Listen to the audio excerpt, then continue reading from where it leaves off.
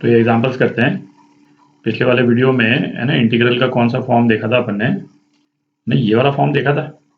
और इस वाले फॉर्म को जब हम इवेल्युएट करते हैं तो हमारा मेन एम क्या होता है कि इसको हम स्टैंडर्ड इंटीग्रल में चेंज कर दें। ठीक, और स्टैंडर्ड इंटीग्रल कौन से हुए? ये वाले हो गए। ठीक है। अच्छा, इस वाले केस में चूंकि नीचे अंडर रूट नहीं है तो इससे रिलेटेड स्टैंडर्ड इंटीग्रल कौन कौन से हो गए? एक तो ये वाला हो गया, एक ये वाला हो गया और एक ये वाला हो गया। ठीक है। तो इन तीन में से किसी एक इंटीग्रल फॉर्म में है ना इस वाले फॉर्म को चेंज करके फिर हम इंटीग्रल को निकाल लेते हैं। ठीक है। अब क्या ये वाला जो इंटीग्रल जो है वो अलग अलग तरह के वेरिएशंस में आ सकता है। ठीक है। जैसे इसमें ट्रिग्नोमेट्रिक फंक्शंस भी आ सकते हैं और एक्सपोनेंशियल फंक्शंस भी आ सकते हैं। तो इसके जो कुछ वेरिएशंस होते हैं उनसे रिलेटेड एग्जांपल्स हैं ये, हैं, तो इनको भी देख लेते हैं कि वो फॉर्म सेम है पर थोड़े से वेरिएशंस में आ रहा है। ठीक, तो पहला वाला integral dx upon x square plus 4x minus 5 है ना, इसको अपन क्या लिख सकते हैं? dx अपॉन यहाँ पे एक्स स्क्वायर का एक्सप्रेशन लाना है अपने को, तो x प्लस 2 का स्क्वायर। ठीक, तो इसमें क्या आ जाएगा? प्लस 4 आ जाएगा और हमको माइनस 5 चाहिए तो माइनस 9 हो गया।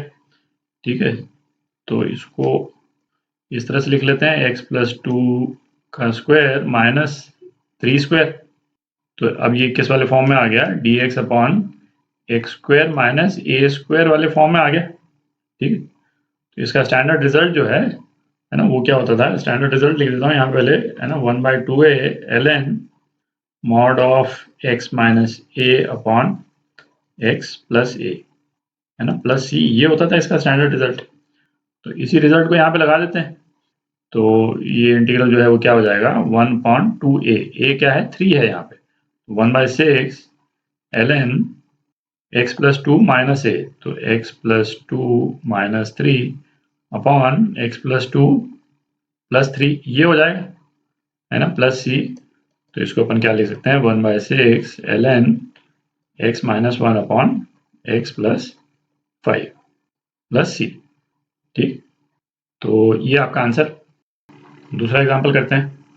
अच्छा, इसमें क्या है? जैसे x है ऊपर और नीचे जो है x टू द पावर 4 है और x स्क्वायर वाली टर्म है ना, तो ये आप देख ही सकते हैं कि एक्स स्क्वायर को यदि हम एक कोई दूसरा वेरिएबल मान लें तो ये वाला इंटीग्रल जो है वो हमारे स्टैंडर्ड फॉर्म में कन्वर्ट हो जाएगा, है ना, dx upon a square plus b x plus c वाले फॉर्म में कन्वर्ट हो जाएगा। ठीक, तो एक्स स्क्वायर को अपन अल्फा मान लेते हैं तो डी अल्फा जो है वो क्या आ जाएगा? 2x dx हो गया। और ये इसलिए कर पा रहे हैं अपन, ऊपर जो है x dx अवेलेबल है अपने को। ठीक, तो इंटीग्रल जो है वो क्या आ जाएगा? 1/2 इंटीग्रल, है ना, डी अल्फा बाई 2, ये तो यहाँ निकाल लिया अपन, और यहाँ पे क्या आ गया? Alpha square plus 2 alpha minus 3। ठीक, अब ये स्टैंडर्ड फॉर्म में आ गया, अब इसको आप निकाल लीजिए, है ना, 1/2, है ना, इसको रीअरेंज कर लेंगे तो क्या आ जाएगा? इसको इस तरह से लिख सकते हैं, अल्फा प्लस 1 का स्क्वायर, और हमको क्या चाहिए? -3 चाहिए, तो -4 करेंगे, -4 बेसिकली क्या हो गया? 2 स्क्वायर हो गया। ठीक, इस तरह से लिख दिया। तो अब इसका इंटीग्रल लिख लेते हैं 1/2a, तो 1/2 तो है ही, है ना, और a कितना है? 2 है, 1/2 इंटू 2 ln x माइनस ए, तो अल्फा प्लस 1 माइनस ए, है ना, a जो है वो 2 है इस वाले केस में, और x प्लस ए, alpha plus 1 plus 3 plus c. ठीक, 2। अब अल्फा की वैल्यू डाल दें यहाँ पे तो क्या आ जाएगा? 1/4 ln x square minus 1 upon x square plus 3, ये आ जाएगा, है ना, प्लस सी। तो ये आपका आंसर। अच्छा, अब लास्ट वाला एग्जांपल देखते हैं, है ना, इसमें भी आप देख ही सकते हैं e to the power x dx ऊपर आ रहा है, नीचे e to the power 2x है, तो अल्फा जो है वो अपन e to the power x ले सकते हैं, है ना, डी अल्फा जो है वो क्या आ जाएगा? e to the power x dx। तो इंटीग्रल हमारा क्या हो गया? D alpha upon alpha square minus twice alpha plus 10, है ना, ये हो गया।